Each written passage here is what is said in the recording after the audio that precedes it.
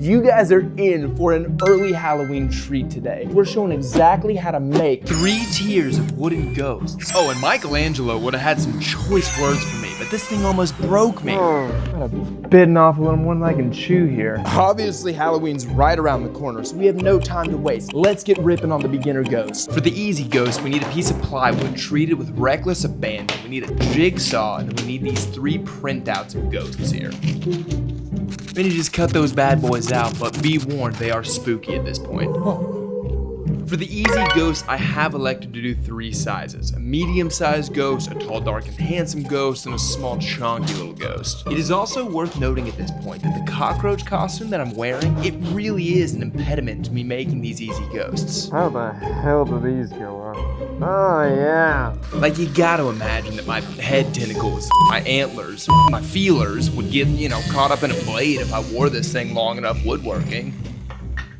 But definitely the hardest part was by principle wearing these little cockroach hooves over my hands. Why does that hurt so bad? But if you don't rat me out to OSHA for wearing a cockroach costume while I'm woodworking, I won't rat you out to your employer for watching a video of me wearing a cockroach costume while I'm woodworking. Now that we've sanded the little ghost bodies, let's get their faces on there.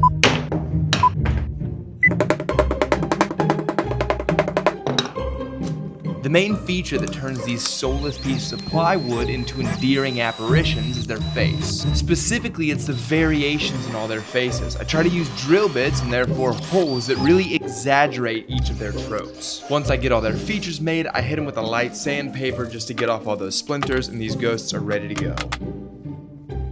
And they're perfect if you just want to leave them like this and you can just prop them up against a wall or something behind it. But if you want to add a feature that teeters on the intermediate side of the scale, you can add these screws into the back of the ghost that act as stands so they can stand up on flat surfaces. And Michelangelo won't have an issue with these. I think his issue is going to be reserved for a 3-dimensional ghost. You can make like a fleet of these bad boys. Just stick them in the yard, have like 200 of them in there. That's spooky. And of course, we're not going to stop at these 2-dimensional ghosts right here. We got to crank it up another level. Let's go. I'm gonna take off this costume though. I'm actually gonna pass out. Holy moly. To make the intermediate ghosts, we're gonna use a 4x4. I'm gonna have to go to the magical land of junk wood behind the shop. Grab the best looking 4x4 we got back here. If you don't have elite junk wood like I do, you can always just go to Home Depot or Lowe's and get whatever species you desire. We need a light color wood because they're ghosts. So I'd recommend pine that's not pressure treated, a Douglas fir, or if you can find it, a piece of cedar. It's lighter in color and doesn't have too many cracks. Let's cut this thing up. I'm going to make a mark at 4 inches, 13 inches, and 20 inches. Then just place that line in the direct center of the blade and make the cut. And with reckless abandon, once again, just toss the wood any way you'd like to. Some woodworkers take their work too seriously, so I stress it again, reckless abandon. There are definitely some trade-offs to this style of woodworking. You're gonna lose pieces, but if you look hard enough, you can find them again. And yes, I've lost some chunks in some odd places. Let's start shaping these ghosts. First thing I want to do is I want to rotate that blade so that it's at a 45-degree angle. Then I want to position my fence so that the blade is taking off the last third of this chunk of wood. Then make sure you use push sticks. I use elite push sticks because I'm a professional. Keep flipping it around and cutting off the corners until you're left with a nice octagonal prism. And that was the medium height ghost. Now we'll do the short, chonky ghost. And of course, if you don't feel comfortable cutting off the corners with this small piece, just launch that thing into the woods. I mean, launch it. Yikes, I almost just died. That would have been a stupid way to break an ankle, tear an ACL. Then let's knock out this tall, dark, and handsome ghost. I want to bring the blade back up to a 90-degree angle. I'm trying to make this beam skinnier in both directions to exaggerate the trope of the skinny ghost. We're gonna look for the flattest face of this beam of wood and just label it. Then we need to identify one more really flat face, but it has to be adjacent to that first flat face. This one here feels a little bit better, so let's label that thing. Once we have those 2 adjacent flat surfaces, one of the flat surfaces is going to go on the fence of your table saw. Then we're going to move it to where you're cutting off, I don't know, about a 1/2 inch, 3/4 of an inch or so. The blade has to be really tall because we got to flip this over and then we have to make one more pass to completely clean up that side. Then we take the beam and we put the other flat face in the fence, keep the blade in the exact same spot, make 2 passes, and the whole beam is now skinnier. Once the beam is a little bit skinnier, we're gonna rotate the blade back to 45 and we're gonna cut off the corners in the exact same way we did earlier, keeping that 1/3 rule that we did for the first two ghosts. It's just gonna be in a little bit different spot because this beam is not quite as wide as the other two. At this point, we got all three of the ghost bodies, but they are just kind of octagonal prisms, and we need to do a little bit more shaping. So I'm gonna use something like a crosscut sled here. Keeping the blade at a 45-degree angle, make a cut in that piece of wood, make a line that goes straight up, then position the top of that ghost just a little bit past it, maybe like an inch, inch and a half or so. You can then use a clamp to secure the ghost to the crosscut sled we've just made. Then we'll cut off a corner of this ghost, and we're gonna do that 8 times. So rotate it and then do it again. Now you could use the clamp every single time, but I feel comfortable with this crosscut sled and I have a saw stop, so that helps with safety as well. Then we just need to shape the dome of the head for the other two ghosts. Again, you can use a clamp every single time, but I feel pretty comfortable with this sled and my saw stop, so I'm just gonna rip it. But ghosts, as we know, are not angular. They're very smooth and flowing. So we're gonna take these guys to the belt sander and round off all these corners. I'm hitting it with a grit that's probably about 150 right here. The body's relatively easy, but the dome of the head is a little bit more tricky to get out all of those creases, those lines, those angles. But hey, I guess that's why this is intermediate. Good luck with it, my friends. And do the same thing for the very tall ghost. Just get all those lines out and do the same thing for the short little chonky ghost. And do watch out with this little dude. It likes to jump on you. And if you've enjoyed the video so far, consider liking and subscribing. The page showcases a lot of DIY projects, it showcases how I make and how you can make elite pieces of furniture, and we push the bounds of what wood can do. Trust me, you don't want to miss these upcoming videos, but back to the ghosts. Let's make the facial features of the ghost now. We need to drill some drill bits, the ghosts, and then a way to hold the ghosts. Because I'm a professional, I'm just gonna hold it with my feet here, but I'd recommend that you grab it with a vice grip or some clamps or something. To create the eyes of the medium ghost, I'm using a 3/4 inch Forstner bit, but you could use whatever size bit you want. This is what my ghost looks like using that size bit and just doing the eyes. Then just do the same thing for the other ghost, but change up the bit size, add a little spice to your life. I used a 1-inch bit for the little chonky guy, and then I used something skinnier like a 1/2-inch bit for the tall lanky dude. And you might prefer to stop there. You might be a ghost just have eyes sort of person. Or you could venture with me to the great unknown and add a mouth to these ghosts. And if you leave it with just one hole, looks like he's saying woo. But you can change his facial feature by adding another hole, but you have to be very careful here. Ah, no! He's okay! See how he's no longer saying woo, he's kind of saying eh. I mean, we're talking very high level woodworking theory here, guys. Then you can just grab a chisel and remove those little snaggle teeth there. I don't know, it really is just a choose your own adventure sort of thing for these ghost faces. They don't have to have a mouth. You could do 1 mouth, 2 mouth, red fish, blue mouth, and just hit them with some dental cleaning. Like all of us, these ghosts probably haven't flossed as much as they should have. Then bang, you can leave them right here in this exact state, but there are 2 features that I want to address that take them to the next level, but they're still intermediate. I want to exaggerate their bed sheets a little bit, give them a little bit of folds here and there. So I'm going to use the end of this belt sander, and I'm just going to kind of groove out some little channels here.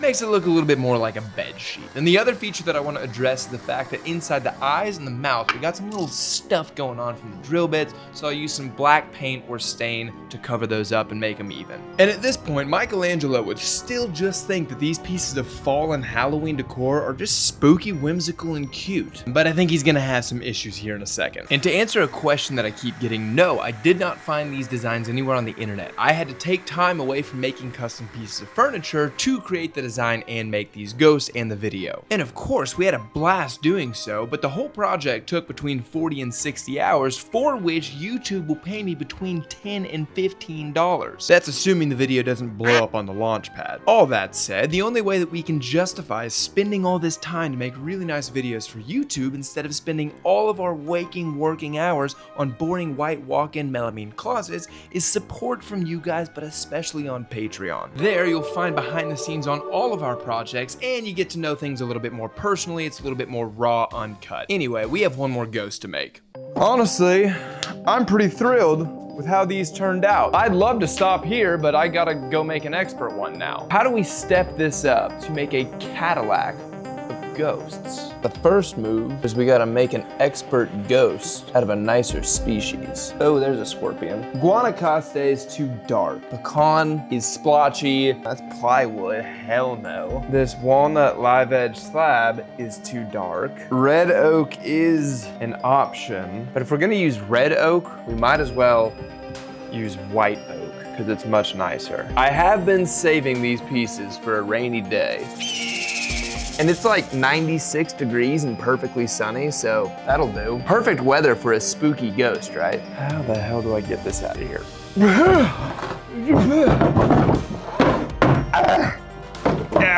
Okay. Something else that's going to make this an expert caliber ghost is that it's flat out going to be bigger than the other two. That's going to enable us to make more features on it, more details on it. Making this larger substrate for the ghost out of harder, denser wood is part of the reason that this thing's expert level. It's just harder to get through things like this, and you need more industrial and beefy tools to do it. Another reason this expert level ghost is a notch above that intermediate ghost is because we're making the whole damn thing hollow. Now I am going to leave off exactly why we are making it hollow right now, but you will see that soon enough. When I was thinking about how to make the entire substrate for the ghost hollow, I had originally thought that I was going to make a separate block for the top of the head and then a separate block for the body. But if I did that, then there'd be this split midway up where the grain didn't line up. So instead, I had these 4 panels where 2 of them had these U-shaped cutouts removed.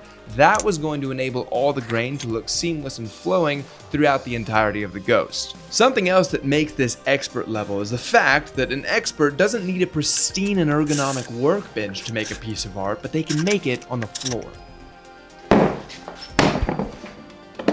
Let's carve this ghost. But before I do, I have very exciting news. Hold on.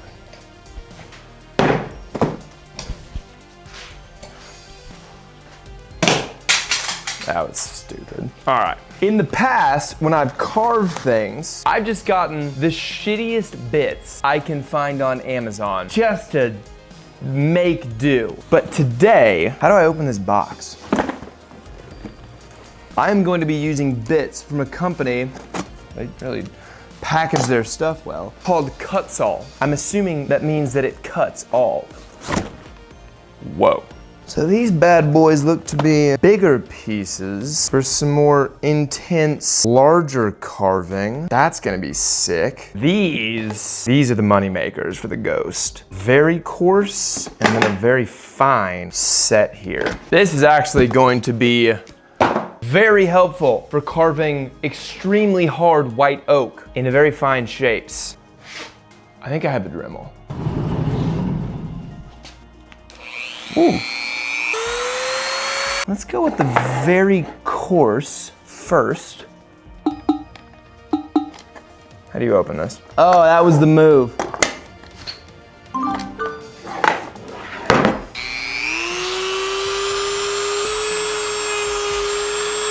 Oh my God, that's crazy.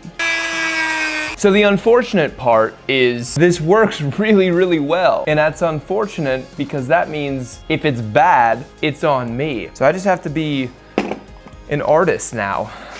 So if you don't want the pressure to be on you, don't use Cutsaw because they'll hold up their end of the deal. But we've got a spicy little creator code for you guys, and the affiliate link is in the description if you want a discount on these expert level carving tools. That's so sick. So it was at this exact point that I realized I was setting out to carve something extremely difficult. In my little fish brain, when I was planning out the parts of this video, I was like, I'm an expert, I can make an expert level ghost. I knew that I could reliably get to this point in the process where I have a block of wood or a substrate that I could start carving. But then I had to employ a technique that the great artists of history spent their entire lives trying to perfect. Carving a hard material to look like a very soft and flowing material. That was like Michelangelo's life's work, is perfecting how to make those shapes. Who the hell do I think I am that on some random Tuesday afternoon I can just pick up a tool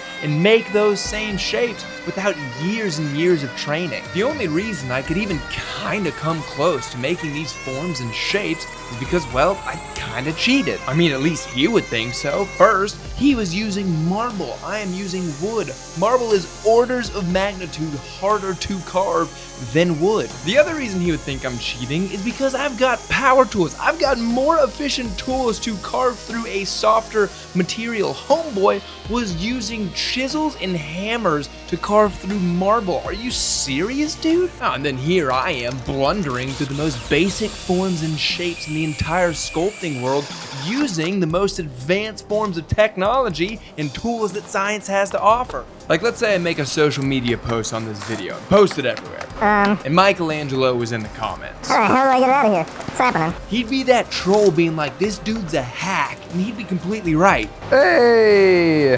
Come on! Ah! Okay! The only way I even got this close is because I took this towel and I kept throwing it on the ground to see what fabric even really looks like. Then I just take the shape and try to go replicate it in the piece of wood. But it just kind of made me appreciate the fact that there are those who dedicate their entire lives to learning about how something looks and then just trying to replicate it with a different material. I think I took it far enough to where someone would recognize that I'm trying to sculpt fabric, but Michelangelo would be extremely disappointed with the fact that I was using power tools and that I was using such an easier substrate than he ever got to use. Another way that I'm cheating is the fact that Michelangelo did not have some Rubio Monocoat, baby. Of course, if I'm gonna be making an expert caliber ghost, I'm gonna be using an expert caliber finish. And I'll use this finish whether I'm making a spooky and whimsical ghost like this or a $10,000 dining table. It's all the same. I'm using a Rubio Monocoat color that's actually called Smoke 5%. It adds a little bit of white to the pores on the oak, gives the cloak a little bit of that ethereal look. And bang, there's the expert level ghost. If you remember that hollow inside, I made it so that I could put a light inside of this bad boy and then his eyes would glow. I do still feel like this ghost is expert compared to the two ghosts below it, but that made me realize there's a level above this, savant. Maybe I'll get there one day, but it is not this day. Huge thank you to all of our Patreon supporters, especially Brooks B as an old growth supporter. We will see you next time.